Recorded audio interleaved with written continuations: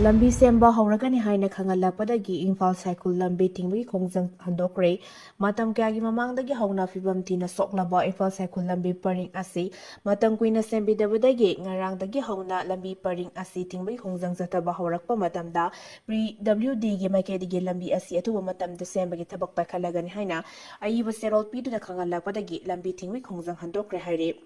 PWD के Civil Engineer Shi S. Biswachandra Singh hana khangalakpa Details of Agreement ki matung inadi kilometer 33 sangba lamlong thongkhong dagi Sagol Mang Bazar fawba lambi gi saruk amadi Kurai Hekru makhong fawba gi saruk asi mathang sahi lising ani kuntaruk ki February tha fawba gi manungda sembagi thabak pakhalagani hairiba lambi sembagi thabak asi manungda hauji Imphal Cycle lambi gi Phibam phattana leiriba asi miyamna sathok kasin tawbada khudong sanabagi damakta samjinba horagani Masigi matungda mapungpana lambi paring asi samjinbagi thabak pakhatkani haina thajaba pirakpadagi ngarandagi hauna matam kokna Imphal Cycle lambi tingbi khongjang jangsilamba adu handokhibani hairi banbayabadi hairi lambi paring asi phibam thina sokpadagi miyamna jathokkasin tawbada khudongsa taba kaya mayokmaduna laklibani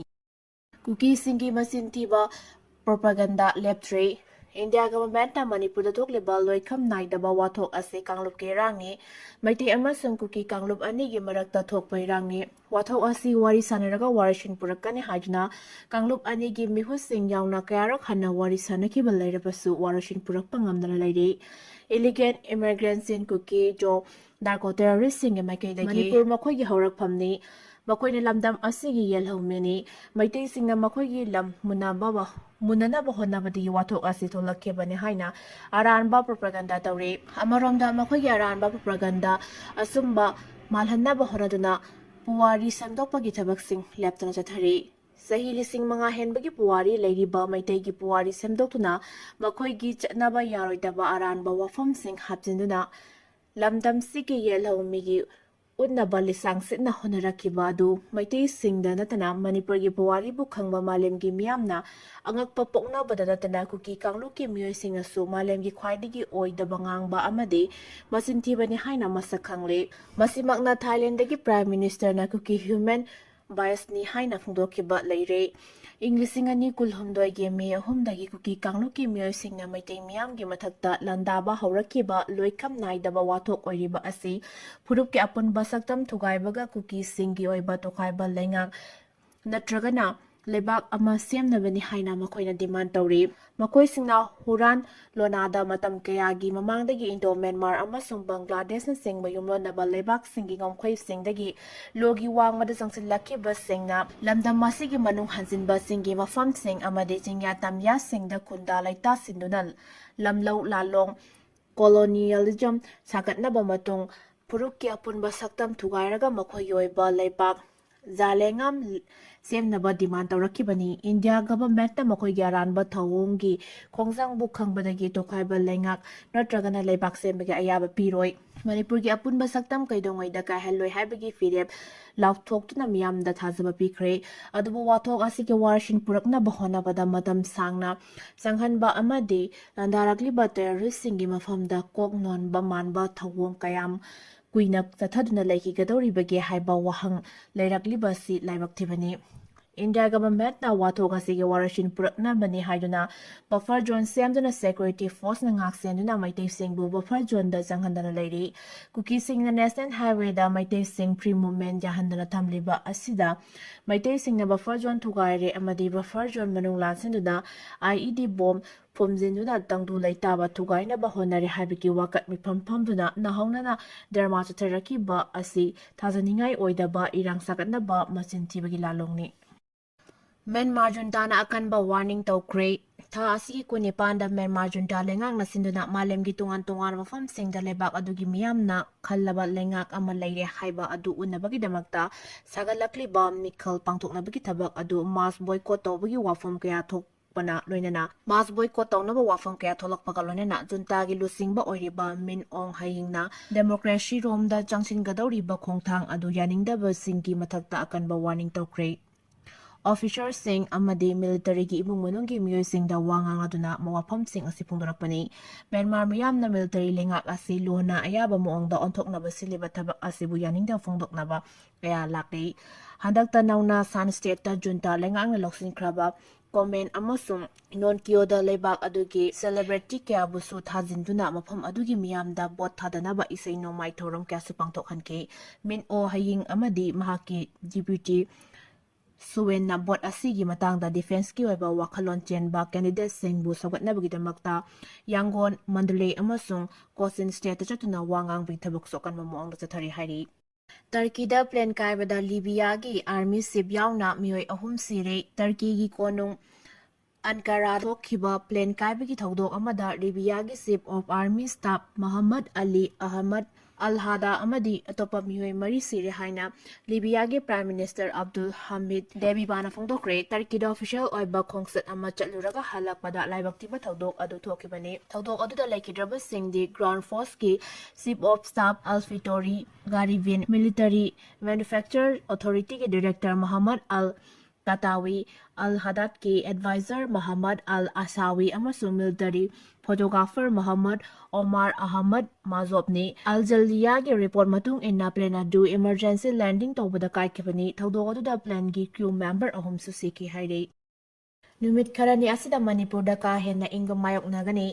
Manipur da numit karani asida ka henna ingba mayok nagani haina National Program on Climate Change and Human Health National Health Mission Manipur na advisory amathokrai hiramasiga mari lenena National Program on Climate Change and Human Health National Health Mission Manipur ge State Nodal Officer Dr. Yengkom Nebidita na hai haksang lumna thamnaba lumbu saba ising marang kaina thakpana ayingbadagi thokpa laina singdagi kharadang oirabasu ngakthokpa ngamgani ningtham thagi ingsinlakpa matam asida laina layong kaya thokhale layong sing amadudi over 5 pa haibasi angang singdana hena thokhale aduna seksin thorangi thabak lokotpagi manung channa firol marol naina inba amasung setpa mathautai lumbu saba ising toina thakpiyu iramdam asida phangba haira masiwe businjak sabiyu ayingba mafamda maram sarana kuina leroidabani loinena yuna singba ka hena thakpiroidabani haire Maitai ST list ta chalhaudrabadi chahi tarama kon ki matungda Manipur ki soidana mutki gani WMC Maitai bu ST ki ngaklo makha da punsinuna constitution ngak pisan bi haudrabadi chahi tarama kon ki matungda Manipur ki Maitai soidana mutki gani haina All Maitai Council WMC Manipur unit ki president Urikingbam kunjona nungnang mapungtokpagalonna Manipur lengak na tubada Maitai bu ST list ta chalhanbaga mari lena center da recommendation thabinaba pungning chingchilakle Wafamasi Pumden Pat ki mayai da leiba tokpa Singgi ting masada Travel Memorial Trust na sindu na pangtukpa talagadari suba state 11 football tournament ki quarters final match tokpa ki toramda sibge soina sarugya na pungtokibani toramado sarugya ki basingna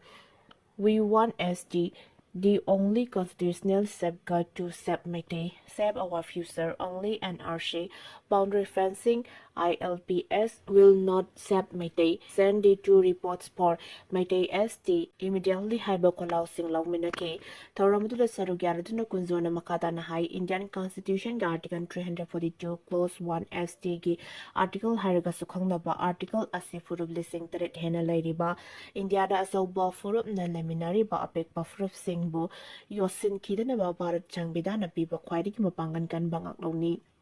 Manipula laiba Maitai Chaurakna Lak Taramanga Rom Asina Kundaduna Laiba Yariba Manipur Tampaki Lam Asida Singpat Turen Kaido Kraga Fangliba area Asepunba Manipur Gisada Taruka Sumna Manga Khaktani Pikraba Tampaki Lam Asida Mapal Lam Kimui Singa Sangsilakuna Pundasin Bayai Sahi Taramanga Kungi Manungda Mitopnal Loina Loisin Kiduna, Mitopna Loina Loisin Kiduna, Yellow me Maitei Gile from the Ragloi, Masidaki Tinghona Bamata Oiraba Pambadi Maitei Esti Zanbani, Mahakna Makatana High NRC boundary fencing the Manipurgi, geographical map Budi Kaihanda na Tambangam Kibayai, Adubu Masigi Manung the Ladyba, Maitei di Mangal Fana Laiba Furup Ama Oibangam Loi, Loising Loya da Sangni Finiba Oina Yamna Hantava Tak the Legani, Miyangi Mihud MLA Padhan Ayambana mitop ki khutta chankragani CM su mitop na khragani haibaga loina maramaduna Manipur lengakna Delhi na kauriba Maitai SD ga mari leinaba report ani haibadi Maitai gi ethnography report amadi latest socio-economic report asikudakta thabina balengak ke pukling chinchinki Sawambung Relief Camp Leiramba IDP Kuntramapan Mayum the Sanghankre, IPFM IDP Sing the Asatak Sing Tengbangkre. Sawambung Relief Camp Leiramba Siraudagi IDP Kuntramapan Ngasi District Authority na Mayum the Hansin Hankre, Mayum the Sangringagi Mamang, Waikong Yoraklaba Tung the Authority na Tinbang Amloy Harakpadagi, Achoba Irang Amatoke Torambani, Pawasina Makatana High, IDP Sing Adu. Sugnu fawadi changba yagani aduga manung hansinba mafam singati changba nungai kiroi haiduna waikong yorakpada authority na hairakpadagi IDP sing sawba horakhe nakalani ge marakta yamna kanna mungna ramba matungda authority na mafam aduda changbagi ayaba pirekpadagi makoi mayumda hansinkhibani amaromda IDP sing mayumda halangadabani haiduna matam tharaga lamboi khongnang khongda sathariba protest mafamda Indigenous Peoples Forum Manipur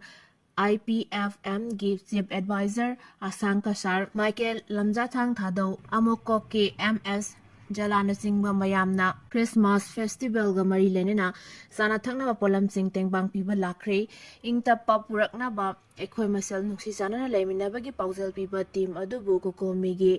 Convener Kurizam Atobana Chingba Kayana Taram okay, Asang Kasana Su Nuxina Leminaba appeal toke, Maragasida IDP Sing Namakoi Mayum da Hansin Hangani Haina Lengakna, Takiba Matam Adu, Luegadaba Nimitari Nikaktamak Aire Habigalonina, Governor Amasu, CS Ta Ngasisu Memorandum Amampisin Krehari. Academic year listing ani kuntaruki lairik namnaba supply gi puraki base bosem na loksilu yadre lakadori ba academic year listing ani kuntaruki oina Board of Secondary Education Manipur bosem na puthokada balairik sing namnaba amasung SSLC examination gi answer script cases nanaba tender fauna amasung board ki order matung inna ibudo margin print and Advising supply tawna bat purakhi base bosem gi chairman gi ayaba fangde hayuna secretary na loksilu haiba yakidre wathawasi gi matang da ibudo margin print and advisor shingi proprietor L Japan haikibada lakadori ba academic year listing ani kuntaru ki oina Board of Secondary Education Manipur gi oina puthokadaba Class 1 dagi 10 fawba tamgadaba lairik sing namnaba amasung mathang sahigi angan basarukta pangthokadoriba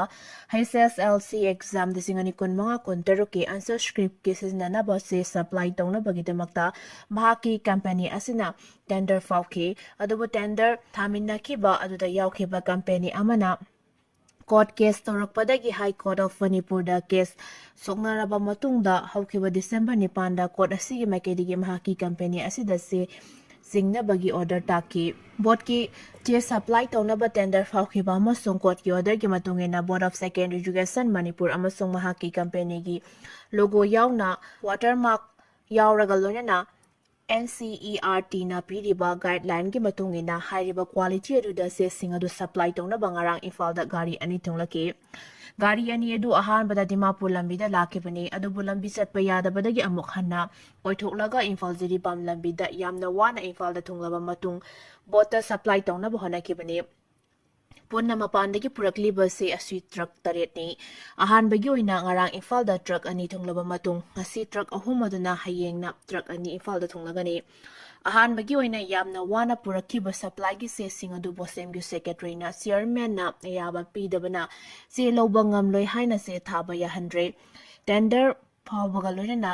court ki ayaba yauna purakiba se bosem na loksilu yadriba asigi matangda hojik lairiba government na mijeng changbiyu bahaki maikaidagi suhira masigi matangda kota wakalagan haiki